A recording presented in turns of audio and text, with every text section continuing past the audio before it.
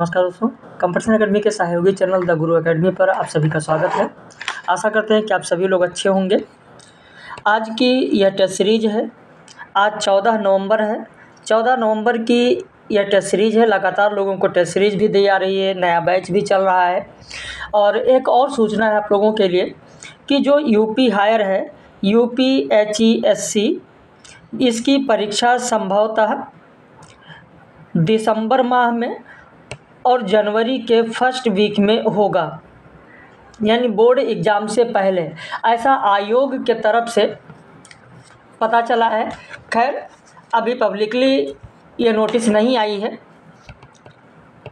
लेकिन जो सेंटर हरदोई में है उन सेंटर के बारे में वहाँ पर भी नोटिस गया है, तो जिससे ये चीज़ पता चल पाया है। तो अगर आप भी यूपी हायर के लिए लगे हुए हैं तो लगातार मेहनत करते रहें, रिवीजन करते रहें और पढ़ाई पर ध्यान दें।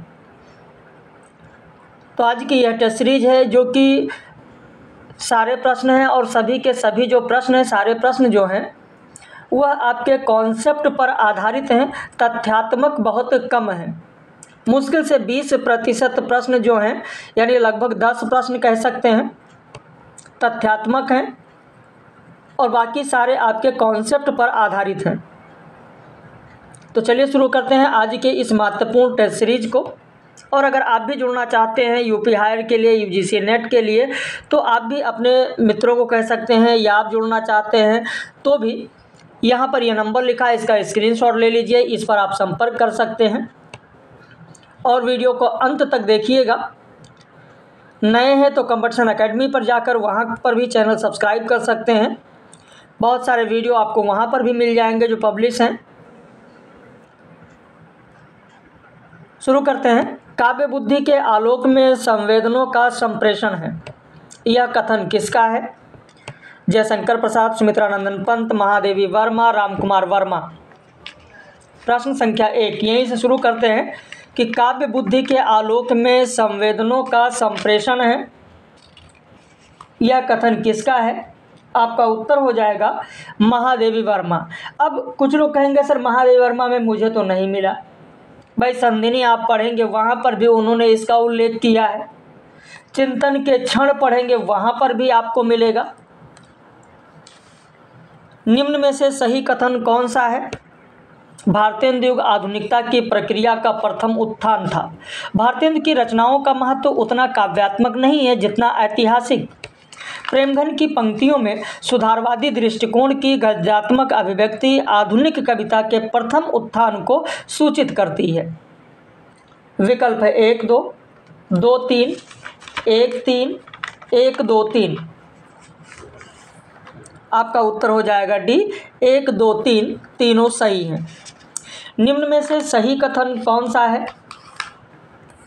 भारतेंदु युग में समाज सुधार, समष्टि चिंतन की स्थूलता द्विवेदी युग में आकर पुनरुत्थान के सांचे में ढलकर सांस्कृतिक रूप धारण करने लगती है। श्रीधर पाठक को आचार्य रामचंद्र शुक्ल ने पहला स्वच्छंदतावादी कवि घोषित किया। श्रीधर पाठक ने आधुनिकता को परिभाषित करते हुए इसे नए मनुष्य की खोज का नाम दिया। आपका उत्तर हो जाएगा ए 1 और 2 सही है, तीसरा गलत है, क्योंकि ये गिरिजा कुमार माथुर, श्रीधर पाठक नहीं, गिरिजा कुमार माथुर ने आधुनिकता को परिभाषित करते हुए नए मनुष्य की खोज का नाम दिया। क्योंकि आधुनिकता की जो प्रक्रिया है वो आधुनिक कविता के दूसरे उत्थान में आकर स्थितिशील होने लगती है। आप देखेंगे कि मध्यवर्गीय समाज जिसका उदय भारतेंदु काल में हो चुका था, अपने विकास का पथ प्रशस्त करने के लिए इन विशेषताओं से युक्त होने लगती है।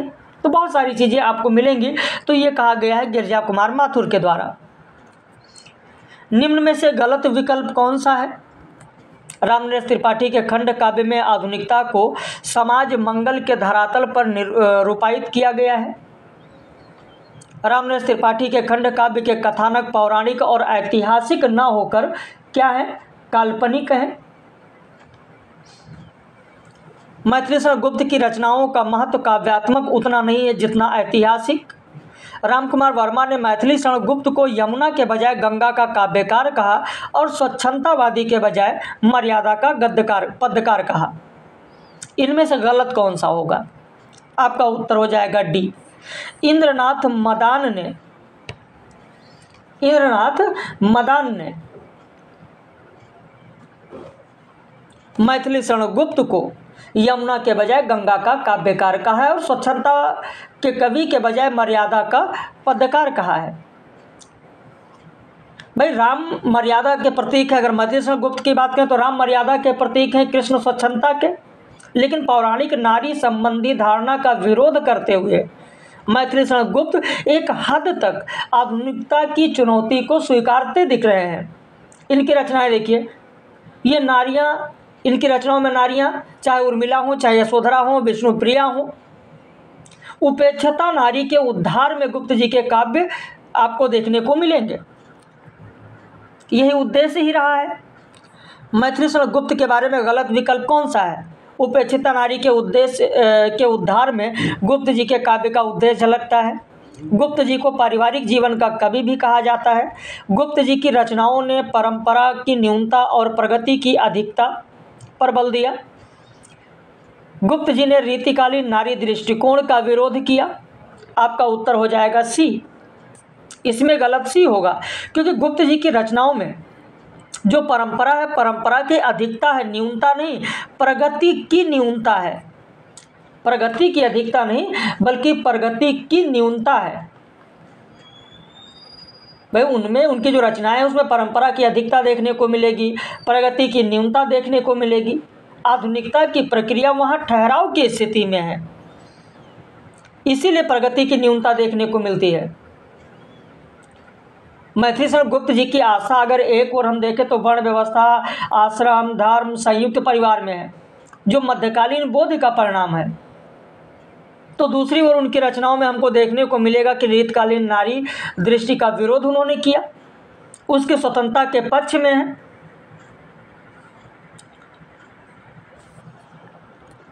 निम्न में से सही कथन कौन सा है? जयशंकर प्रसाद का ले चल कहीं भुलावा देकर में जीवन भीरू दृष्टि आपको देखने को मिलेगा। जूही की कली कविता में सामंती नारी का चित्रण आपको मिलेगा। आंसू की बालिका कविता में उद्बुद्ध नारी की कल्पना मिलेगा। ऐसे निराला की राम की शक्ति पूजा ले लीजिए, तुलसीदास कविता ले लीजिए, सुमित्रानंदन पंत का गुंजन ले लीजिए। इन सब में आप देखेंगे कभी नई संस्कृति का तो कभी नए जागरण का स्पंदन देखने को मिलेगा। तो यहाँ पर जो अलग अलग कविताओं के बारे में बताया गया वो सभी के सभी सही हैं।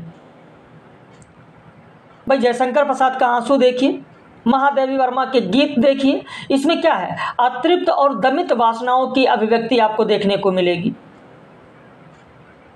जबकि आंसू की बालिका हो गई, तुलसीदास की रत्नावली हो गई, इनमें सब उद्बुद्ध नारी की कल्पना आपको देखने को मिलेगा।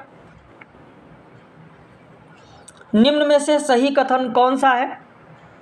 जयशंकर प्रसाद ने लौकिक और देह मन विद्ध प्रेम का परिष्कार और उन्नयन करने का प्रयास किया, सही है। सुमित्रानंदन पंत प्रेम के सख्य भाव को अभिव्यक्ति देते हैं। निराला के प्रेम में उद्दाम और अदम्य आवेग है, बिल्कुल डी हो जाएगा। 1, 2, 3 तीनों सही है, 3 के तीनों आपकी सही है। भाई निराला की जो बात है कि निराला के प्रेम में उद्दाम और अदम्य आवेग देखने को मिलेगा, उसकी अभिव्यक्ति होती है। और इसकी अभिव्यक्ति अगर निराला के कविताओं में प्रेम के उद्दाम और अदम्य की बात करें तो जूही की कली देख लीजिए, शेफालिका कविता देख लीजिए, वनवेला कविता देख लीजिए, प्रगल्भ प्रेम कविता देख लीजिए। उन सब में प्रेम के उद्दाम और अदम्य आवेग आपको देखने को मिलेगा।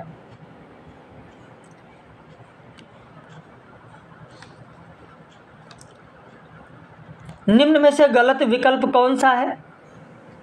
छायावादी कविता में नारी प्रकृतिमयी तथा प्रकृत नारीमयी दिखती है। दिनकर ने कहा है कि वह छायावादी धूमिलता के उतने ही विरोधी हैं जितने मैथिली शरण गुप्त तथा रामनरेश त्रिपाठी की अभिधात्मक शैली के। नागार्जुन कविता को छायावादी कुहासे से निकालकर धूप में खड़ा करने के पक्ष में है। गिरिजा कुमार माथुर छायावादोत्तर काल को अस्वीकृति का नया उन्मेष कहते हैं। इनमें से गलत होगा सी, नागार्जुन नहीं, दिनकर ने जो काव्य की भूमिका लिखी, काव्य की भूमिका कहाँ से ये कथन है वो भी मैं आपको बताते चल रहा हूँ साथ में। काव्य की भूमिका में दिनकर ने कविता को छायावादी कुहासे से निकालकर धूप में खड़ा करने के पक्ष में थे।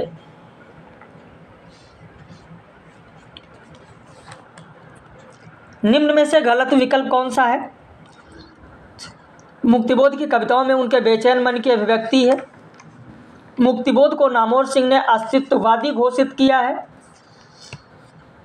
मुक्तिबोध मार्क्स के द्वंद्वात्मक भौतिकवाद से प्रभावित जान पड़ते हैं। मुक्तिबोध आधुनिक चेतना के प्रतीक पुरुष और चालीसोत्तर कविता के प्रतिमान है। इसमें से गलत कौन सा है? तो बी होगा, क्योंकि नामवर सिंह नहीं, रामविलास शर्मा मुक्तिबोध को अस्तित्ववादी घोषित करते हैं। निम्न में से गलत विकल्प कौन सा है? प्रश्न संख्या 10 देखें। कितने आपके सही हो रहे हैं, कैसा लग रहा है, जरूर अपनी प्रतिक्रिया व्यक्त कीजिएगा। इससे यह है कि आपके कॉन्सेप्ट क्लियर हो जाएंगे, इसलिए एक सीरीज आपको इस तरीके से भी दी जा रही है। अज्ञेय आधुनिकता को व्यष्टि सत्य के आधार पर स्वीकारते हैं। मुक्तिबोध आधुनिकता को समष्टि सत्य के धरातल पर स्वीकारते हैं। प्रयोग को साध्य तथा साधन दोनों रूपों में स्वीकार कर प्रपद्धवाद की स्थापना हुई। अज्ञेय की रचना वंचना के दुर्ग और मिट्टी की ईहा छायावादी अवशेष से प्रभावित है। गलत। अज्ञेय की जो रचना है भग्नदूत और चिंता, वह छायावादी से प्रभावित है। वंचना के दुर्ग, मिट्टी की ईहा जो कि इत्यलम में है, ये छायावादी नहीं बल्कि प्रयोगवादी अवशेष से प्रभावित है। प्रयोगवादी। छायावादी से अगर बात करें तो भग्नदूत और चिंता है। भग्नदूत और चिंता है, ध्यान रखिएगा। भग्नदूत और चिंता। अज्ञेय की कविताओं के बारे में सही कथन कौन सा है? प्रश्न संख्या 11 देखें। अज्ञेय की कविता छायावादी अवशेष से आरंभ होती है, सही है। वह आधुनिकता की चुनौती को प्रयोगवाद के रूप में स्वीकार करते हैं, सही है। उनकी कविता आधुनिकता से विमुख होकर साम्यवाद प्रगतिवाद के, टाइपिंग मिस्टेक है, प्रगतिवाद होगा, प्रगतिवाद के बाद नव रहस्यवाद में विश्रांति खोजती है। और अंत में उनकी कविता गहरी सांस्कृतिक मूल्यों और समूचे मनुष्य की प्रतिष्ठापन के स्वर संधान के साथ विश्राम लेती है। तो यहाँ पर आपका उत्तर हो जाएगा डी। 1, 2, 3, 4 सभी के सभी सही हैं, क्योंकि अज्ञेय के समस्त काव्य को 4 चरणों में विभाजित करके आप अध्ययन कर सकते हैं। यहाँ पर आप देख रहे हैं कि अज्ञेय की कविता छायावादी अवशेष से आरंभ होती है। बिल्कुल, भग्नदूत और चिंता आप देख सकते हैं छायावादी अवशेष से प्रारंभ होती है। प्रयोगवाद अवशेष की अगर बात करें तो मैंने बताया वंचना के दुर्ग, मिट्टी की ईहा। अगर उनकी कविता साम्यवाद प्रगतिवाद के बाद नव रहस्यवाद में विश्रांति खोजती है तो आप हरी घास पर क्षण भर देख सकते हैं, बावरा अहेरी देख सकते हैं, हरिओ करुणा प्रभा में देख सकते हैं, इंद्रधनुष रौंदे हुए देख सकते हैं। अज्ञेय के बारे में सही कथन कौन सा है? छायावादी बोध का स्वर ही हारिल कविता में सुना जा सकता है। उनके नव रहस्यवाद की चरम परिणति असाध्य वीणा कविता में होती है। वह कितनी राहों में कितनी बार कविता में मनुष्य के प्रति गहरी संवेदना का एक नया संस्कार देते हैं। क्योंकि मैं उसे जानता हूँ, संकलित कविताएं सत्यानुभूति और प्रणयानुभूति से सिक्त है। बिल्कुल डी हो जाएगा। 1, 2, 3, 4। यह वीडियो पब्लिश है। आप जितने भी लोग देख रहे हैं वीडियो को ज़्यादा से ज़्यादा शेयर करिए ताकि और भी जो साहित्य के अभ्यर्थी हैं वो भी इसका लाभ ले सके। और पुनः एक बार बता दें, अगर अभी तक आपने स्क्रीनशॉट नहीं लिया है तो इस नंबर का स्क्रीनशॉट ले लें, जहां से आपको एडमिशन के बारे में सारी जानकारी मिल जाएगी। मैंने 13 नवंबर से 15 नवंबर तक शुल्क में विशेष छूट का ऑफ़र भी लोगों को दिया था, वो अभी चल रहा है। आज अभी 14 नवंबर है, तो आप भी जुड़ सकते हैं। मुक्तिबोध जीवन जगत के संवेदनात्मक ज्ञान और ज्ञानात्मक संवेदना की बात क्यों करते हैं? अक्सर मुक्तिबोध के बारे में आपने पढ़ा होगा, आपने सुना होगा कि वह जीवन जगत के संवेदनात्मक ज्ञान और ज्ञानात्मक संवेदना की बात करते हैं। आखिर क्यों? क्योंकि वह आत्मनिष्ठा को संवेदना का एकमात्र अंग मानते हैं। क्योंकि वह वस्तुनिष्ठा को संवेदना का एकमात्र अंग मानते हैं, क्योंकि वह आधुनिकता को संवेदना का एकमात्र अंग मानते हैं, क्योंकि वह आत्मनिष्ठा और वस्तुनिष्ठा को संवेदना के दो छोर मानते हैं। तो आपका उत्तर हो जाएगा डी। आपका उत्तर हो जाएगा डी। देखिए, मुक्तिबोध की भाषा में कवि की चेतना अंधेरे मैदान में बहने वाली सरिता है, इसमें लहरें चमक चमक उठती हैं। तो वास्तव अगर देखें तो ये रहस्यमय है। रचना आत्म जगत और वस्तु जगत की क्रिया प्रतिक्रिया के उलझे रूप से बनती है। आत्म जगत और वस्तु जगत की क्रिया और प्रतिक्रिया से ही कविता बनती है, रचना बनती है। भाई ये सही है कि केवल रचना प्रक्रिया में पढ़कर कविता नहीं होती, वह जीवन वास्तव में देखें तो समृद्ध होता है। यह आंतरिकता या जड़ता प्रक्रिया की शत्रु है और इसीलिए मुक्तिबोध आत्मनिष्ठा और वस्तुनिष्ठता को संवेदना के दो छोर मानते हैं और वो कहते हैं कि जीवन जगत के संवेदनात्मक ज्ञान और ज्ञानात्मक संवेदना की बात करते हैं। रामचंद्र शुक्ल का कथन मैथिली शरण गुप्त के बारे में कौन सा है? मैथिली शरण गुप्त भारत भारती का भास्वर भाल कहते हैं। मैथिली शरण गुप्त को भारत भारती का भास्वर भाल कहा जा सकता है या कहा जा सकता है। मैथिली शरण गुप्त जी वास्तव में सामंजस्यवादी कवि हैं। प्राचीन के प्रति पूज्य भाव और नवीन के प्रति उत्साह दोनों उनमें हैं। तो आपका उत्तर हो जाएगा बी, 2 और 3। मैथिली शरण गुप्त भारती का भास्वर भाल ये रमाशंकर त्रिपाठी ने कहा है।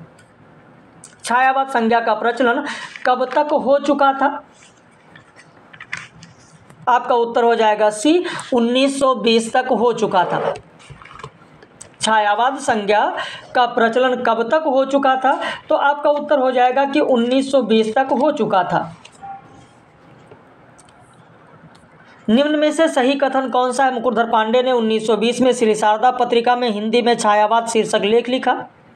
सरस्वती पत्रिका में छायावाद का प्रथम उल्लेख जून 1921 ईस्वी के अंक में भी मिलता है। सुशील कुमार ने हिंदी में छायावाद शीर्षक एक संवादात्मक निबंध भी लिखा। आपका उत्तर हो जाएगा यहाँ पर डी, 1, 2, 3 तीनों सही है। भाई मुकुटधर पांडे ने 1920 में श्री शारदा पत्रिका में हिंदी में छायावाद लिखा, तो सुशील कुमार ने हिंदी में छायावाद संवादात्मक लेख सरस्वती पत्रिका में लिखा जो जून 1921 में प्रकाशित हुई। अब आप कहेंगे सर ये मुझे कहाँ मिलेगा? मुझे तो अभी तक नहीं मिला है। अगर नहीं मिला है तो मैं आपको स्रोत बता दूं, आधुनिक साहित्य की प्रवृत्तियां नामवर सिंह की किताब है। नामवर सिंह की किताब का नाम है आधुनिक साहित्य की प्रवृत्तियां। वहाँ पर आपको ये सारी चीज़ें मिल जाएंगी। छायावाद पर आधारित जो भी चीज़ें मैंने यहाँ पर दिया ये वहीं पर आपको मिल जाएगा। सुशील कुमार ने हिंदी में छायावाद शीर्षक एक संवादात्मक निबंध लिखा जिसके तहत छायावादी कविता को क्या क्या कहा गया। ये कोरे कागज की भांति स्पष्ट है, इसे निर्मल ब्रह्म की विशद छाया कहा गया, इसमें वाणी की नीरवता है कहा गया, इसमें अनंत का विलास है कहा गया। तो उत्तर हो जाएगा डी, 1, 2, 3, 4 सभी सही हैं। आचार्य रामचंद्र शुक्ल का काव्य में रहस्यवाद किस वर्ष प्रकाशित हुआ? उत्तर हो जाएगा 1928 में प्रकाशित हुआ। छायावादी रचनाओं के बारे में किसने कहा कि तात्विक दृष्टि से उन रचनाओं को रहस्यवाद कहा जाता था और रूप विधान की दृष्टि से छायावाद? उत्तर हो जाएगा सी, आचार्य रामचंद्र शुक्ल। छायावाद व्यक्तिवाद की कविता है, कथन किसका है? आपका उत्तर हो जाएगा नामवर सिंह। आधुनिक साहित्य की प्रवृत्तियां में नामवर सिंह ने कहा है कि छायावाद व्यक्तिवाद की कविता है। छायावाद व्यक्तिवाद की कविता है। वह कहते हैं कि छायावाद व्यक्तिवाद की कविता है जिसका आरंभ व्यक्ति के महत्व को स्वीकार करने और करवाने से हुआ है। अगला प्रश्न है, छायावाद आधुनिक खड़ी बोली कविता के स्वाभाविक विकास की परिणति है, कथन किसका है? उत्तर हो जाएगा नामवर सिंह। आजकल के हिंदी कवि और कविता निबंध किसका है? उत्तर हो जाएगा महावीर प्रसाद द्विवेदी। महावीर प्रसाद द्विवेदी। निम्न में से सही कथन कौन सा है? छायावाद का युगांत घोषित करके प्रगतिवाद को युगवाणी के रूप में अपना लिया गया। प्रगतिवाद की मां मार्क्सवादी ही है, तो हिंदी में प्रगतिवाद का जन्म 19वीं सदी में हो जाना चाहिए। छायावाद यदि इसी सदी के सांस्कृतिक पुनर्जागरण की उपज था, तो प्रगतिवाद राजनीतिक जागरण का। इसमें होगा डी। 1, 2, 3 तीनों सही हैं। और ये जो कथन यहाँ पर किया जा रहा है, जो दिया जा रहा है आप लोगों को, ये कथन कहीं अलग से नहीं है। स्रोत के हिसाब से मैं चल रहा हूँ, किसी गाइड के हिसाब से हमारे यहाँ नहीं चला जाता है। स्रोत भी मैंने आप लोगों को बताया ही है कि यहाँ पर जो यह प्रश्न आप देख रहे हैं, ये आधुनिक साहित्य की प्रवृत्तियाँ जो नामवर सिंह की किताब है, उसी को लेकर हम लोग चल रहे हैं और उसी स्रोत के आधार पर यहाँ पर आपको प्रश्न कराया जा रहा है। जैसा यहाँ आप देख रहे हैं कि लिखा है, नामवर सिंह कह रहे हैं कि यह प्रगतिवाद की मां मार्क्सवाद ही है, तो हिंदी में प्रगतिवाद का जन्म 19वीं सदी में हो जाना चाहिए, क्योंकि उस समय तो यूरोप में मार्क्सवाद की धूम मची हुई थी और हिंदुस्तानी लोग तक यूरोप के संपर्क में अच्छी तरीके से आ ही गए थे। लेकिन वास्तविकता तो यह है कि प्रगतिवाद का जन्म हुआ 1930 में। साहित्य जीवन की आलोचना है, कथन किसका है? साहित्य जीवन की आलोचना है। माना गया कि सन 35 के ज़माने में साहित्य और राजनीति के संबंध को लेकर चर्चाएं गर्म थी। जिस तरह छायावादी युग को कहा जाता था कि साहित्य समाज का दर्पण है, छायावादी युग में कहा जाता था ना, साहित्य समाज का दर्पण है, ये कहने की पूरी हवा चल रही थी। उसी तरीके से आगे चलकर जब आप देखेंगे प्रगतिवाद प्रयोगवाद आया, तो मैथ्यू अर्नाल्ड का जो मशहूर एक कथन है, साहित्य जीवन की आलोचना है, यह लोग दोहराने लगे। और इसका कारण यह था कि सामान्य लोगों के जीवन में राजनीति का और राजनीति में सामान्य लोगों का ऐसा प्रवेश पहली बार हुआ था। इससे पहले राजनीति केवल बड़े लोगों की चीज़ थी, लेकिन जनतांत्रिक परिस्थिति के आने से यह हवा बदल गई और कहा जाने लगा कि साहित्य जीवन की आलोचना है। निम्न में से सही कथन कौन सा है? रूपवाद प्रयोगवाद की एक शाखा मात्र है। प्रयोग तो सभी काल के कवियों ने किए हैं, इसलिए हमें प्रयोगवादी कहना उतना ही सार्थक या निरर्थक है जितना कवितावादी कहना। ऐतिहासिक दृष्टि से प्रयोगवाद उत्तर छायावाद की समाज विरोधी अतिशय व्यक्तिवादी मनोवृत्ति का ही बढ़ाव है। उत्तर हो जाएगा डी। 1, 2, 3 सभी सही है। निम्न में से सही कथन कौन सा है? वाद के विरुद्ध प्रयोग, वाद के विरुद्ध विद्रोह प्रयोगशील कवियों की पहली विशेषता है। आगे ने कहा है कि प्रयोग का कोई वाद नहीं है, हम वादी नहीं रहे, ना ही है। एंजल, मार्क्स आदि व्यक्तिवादी विचारक हैं। यहाँ पर जो आपका उत्तर होगा वो हो जाएगा ए। एंजल, मार्क्स ये सब व्यक्तिवादी नहीं है, ये सब सामाजिक चिंतक हैं, सामाजिक चिंतक हैं, सामाजिक चिंतक हैं। ध्यान रखिएगा, व्यक्तिवादी विचारक नहीं हैं, सामाजिक चिंतक हैं। अगला प्रश्न है, निम्न में से सही कथन कौन सा है? प्रयोगशीलता व्यक्तिगत अन्वेषण की वस्तु है। अज्ञे ने प्रयोगशील कवि की उपमा मोती खोजने वाले गोताखोर से दी है। अज्ञे ने तीसरे सप्तक की भूमिका में काव्य सिद्धांत के तहत कहा कि प्रयोग दोहरा साधन है। विकल्प है 1, 2, 2, 3, 1, 3, 1, 2, 3। तो आपका उत्तर हो जाएगा ए, 1 और 2। बहुत ही साधारण है, कोई बहुत ज़्यादा इसमें कुछ करने की ज़रूरत आपको नहीं है, क्योंकि तीसरे सप्तक नहीं बल्कि दूसरे सप्तक की भूमिका में कहा गया है। दूसरे सप्तक की भूमिका में कहा गया है, ये ध्यान रखना बहुत ही महत्वपूर्ण है। किस सप्तक में? तो दूसरे सप्तक की भूमिका में कहा गया है। और अज्ञे ने प्रयोगशील कवि की उपमा मोती खोजने वाले गोताखोर से दी है। कहते हैं जो सत्य को प्राप्त करने के लिए समुद्र की अतल गहराई में जाने का जोखिम उठाता है। अपने व्यक्तित्व की खोज भी प्रयोग नहीं है। कला की अपनी सौंदर्य परंपरा में कवि द्वारा इन कलात्मक अनुभव के क्षणों का रखना ही प्रयोग है। यह कथन किसका है? आपका उत्तर हो जाएगा डी, रघुवीर सहाय, क्योंकि यहाँ पर इन जो शब्द लिखे शब्दों से आपको अंदाज़ा लग जाएगा कि किसने कहा है। तो यहाँ पर आप देख रहे हैं कि रघुवीर सहाय के द्वारा कहा गया कलात्मक अनुभव का क्षण में निम्न में से सही कथन कौन सा है। यह चरम व्यक्तिवाद ही प्रयोगवाद का केंद्र बिंदु है। यह संकीर्ण व्यक्तिवाद अपने को व्यक्त करता रहता है। पलायनवादी प्रवृत्तियों का विरोध करके आरंभिक व्यक्तिवादी प्रयोगवाद ने प्रतिरोध और स्वभाव का नारा दिया।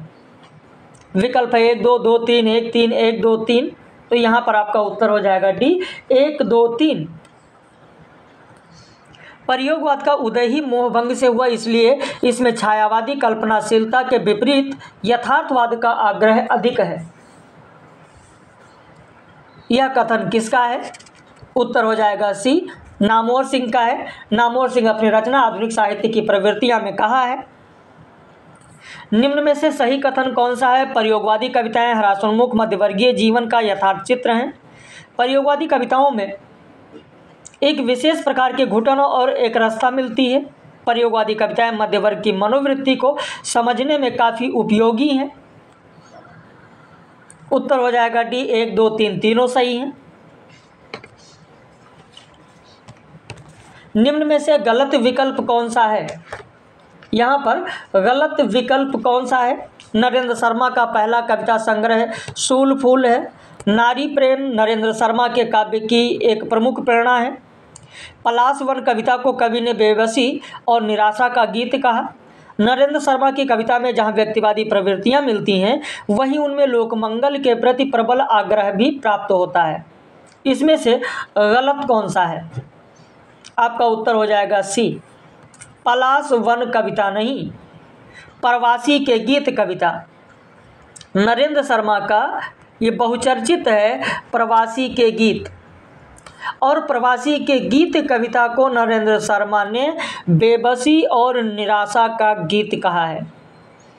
अब आप कहेंगे सर ये सारे तथ्य कहाँ मिल रहे हैं? आधुनिक हिंदी कविता विश्वनाथ प्रसाद तिवारी की किताब है, जिससे अक्सर परीक्षा में प्रश्न बने हैं। आधुनिक हिंदी कविता, उसी से यह तथ्य लिया गया है। मैंने आपको पहले बताया कि नामवर सिंह की आधुनिक साहित्य की प्रवृत्तियाँ, वहाँ से भी आप देखेंगे 2000 यूजीसी नेट में 2019 में 20 में प्रश्न आया, फिर 2024 में भी प्रश्न आया। री एग्ज़ाम हुआ, इसमें जो आया दोनों एग्ज़ाम में पूछा गया। ऐसे ही आधुनिक हिंदी कविता जो विश्वनाथ प्रसाद तिवारी की है, वहाँ से भी प्रश्न बना है। निम्न में से गलत विकल्प कौन सा है? नरेंद्र शर्मा की कविता सुमित्रानंद पंत की काव्य संवेदना के अधिक निकट जान पड़ती है। सही है। नरेंद्र शर्मा की कविताओं में अध्यात्म के प्रति आकर्षण है और वह अध्यात्म के क्षेत्र को पराया नहीं मानते। सही है। नरेंद्र शर्मा ने दुनिया को नाटक की माया कहा है। यह भी सही है। नरेंद्र शर्मा के बारे में रामविलास शर्मा ने कहा कि उनका नियतिवाद यूनानी नियतिवाद नहीं है। गलत है। रामविलास शर्मा ने नहीं कहा है। रामविलास शर्मा ने नहीं कहा है, स्वयं नरेंद्र शर्मा ने कहा है।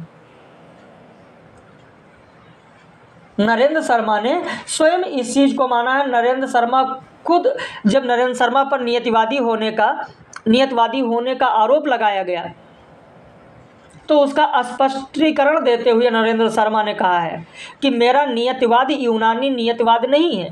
नियति और प्रकृति मेरी दृष्टि में परम चैतन्य के प्रत्यक्ष और परोक्ष तंत्र मंत्र हैं, और इनसे मेरा विरोध क्यों हो?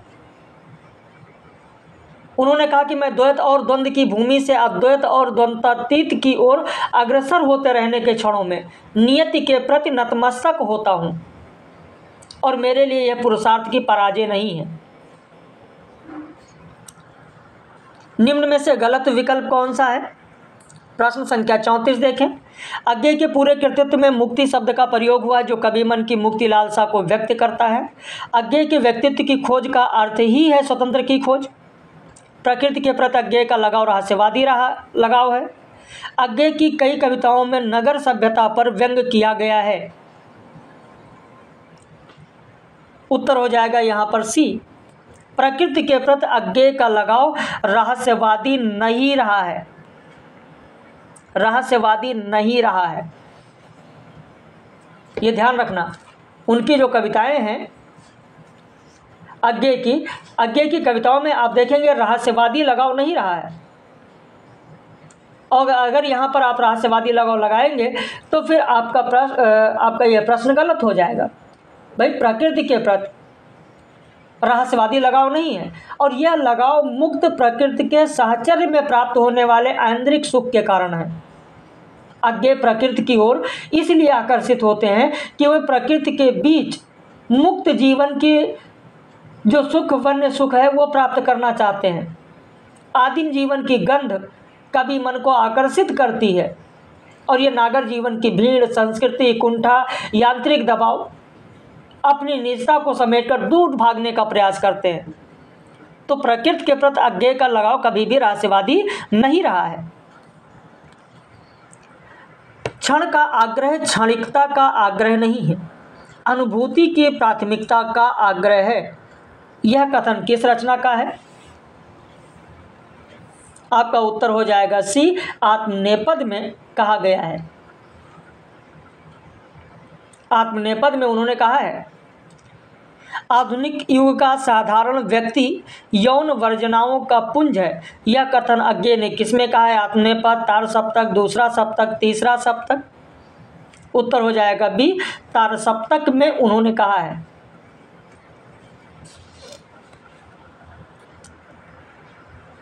सागर, हरी घास, धूप, हारिल, मछली आदि प्रतीक ही अज्ञेय के काव्य दुर्ग की कुंजी हैं। यह कथन किसका है? उत्तर हो जाएगा विश्वनाथ प्रसाद तिवारी ने आधुनिक हिंदी कविता अपनी किताब में कहा है। अज्ञेय की कविताओं के बारे में सही कथन कौन सा है? उनके परवर्ती काव्य में उनका बुद्धिवाद एक रहस्यवाद में परिणत होता है। सही है। उनका मौनवाद इसी रहस्य की उपज है जिसे असाधारण वीणा में व्यक्त किया गया है। सही है। शेखर एक जीवनी में शेखर कहता है कि असली तपस्या तो जिज्ञासा है, क्योंकि वही सबसे बड़ी पीड़ा है। बिल्कुल डी हो जाएगा। 1, 2, 3 तीनों सही हैं। दिनकर का काव्य अनल और मधु का, या कहें कि नर के तेज और नारी के कोमल मन का मिश्रण है। यह कथन किसका है? उत्तर हो जाएगा बी, विश्वनाथ प्रसाद तिवारी ने आधुनिक हिंदी कविता में कहा है। दिनकर की रचना कला के अर्धनारीश्वर में किसकी तुलना की गई है? तो रविंद्र और इकबाल की तुलना की गई है। कामायनी में मनु ने किसके प्रभाव से बुद्धि का विकास, राज्य स्थापना आदि की है? उत्तर हो जाएगा ईड़ा। कामायनी में श्रद्धा को कामगोत्र की बालिका किस ग्रंथ में कहा गया है? उत्तर हो जाएगा ऋग्वेद में। कामायनी के चिंता सर्ग में चिंता को क्या नहीं कहा गया है? उत्तर हो जाएगा वो जीवन की मरुमरीचिका, यह चिंता को नहीं कहा गया है। चिंता को अरि व्याधि की सूत्रधारणी कहा गया है, अभाव की चपल बालिके कहा गया, अरि विश्व वन की व्याली कहा गया है। कामायनी के चिंता सर्ग में चिंता को क्या नहीं कहा गया है? उत्तर हो जाएगा डी, व्यस्त महाकच्छप की धरणी नहीं कहा गया है, ललाट की खल रेखा कहा गया, जलमाया की चल रेखा कहा गया, कल सुनने वाली बहरी कहा गया, कुछ सुनने वाली बहरी।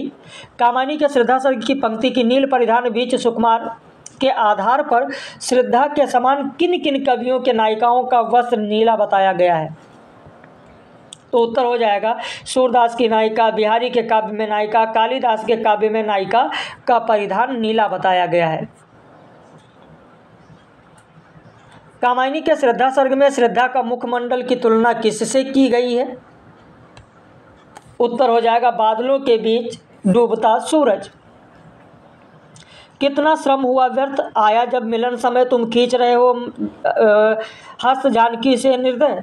राम की शक्ति पूजा में यह पंक्ति किसकी है? उत्तर हो जाएगा विभीषण।